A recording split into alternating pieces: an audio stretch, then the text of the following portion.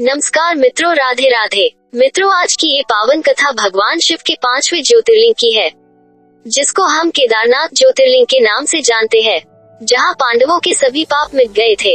मित्रों, 12 ज्योतिर्लिंगों में केदारनाथ ज्योतिर्लिंग को सबसे सर्वोच्च माना गया है।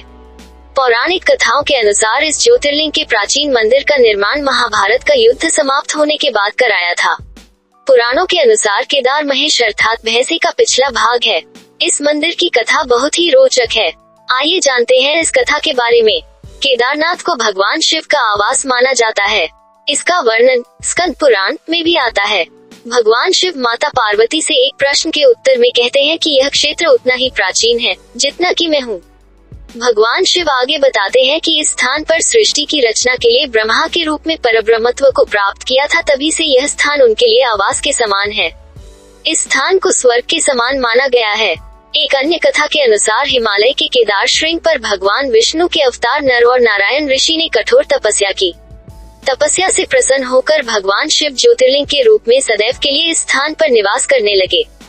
एक अन्य पौराणिक कथा के अनुसार महाभारत के युद्ध में विजयी होने पर पांडव इस स्थान पर अपने भाइयों की हत्या के पाप से मुक्ति पाने के लिए आए।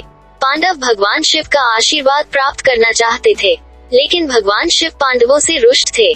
पांडव भगवान शिव से न मिल सके, इसलिए शिवजी अंतर्ध्यान होकर केदार धाम आ गए। पांडव भी शिवजी के पीछे पीछे चले आए। तब भगवान शिव ने भैंसे का रूप धारण कर लिया और वे अन्य पशुओं के झुंड में मिल गए। पांडवों ने तब भी हार नहीं मानी और भीम ने अपना आकार बढ़ाना शुरू कर दिया।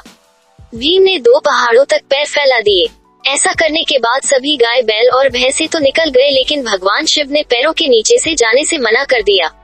तब भीम ने बैल को पकड़ने की कोशिश की, लेकिन भगवान शिव बैल के रूप में भूमि में समा गए।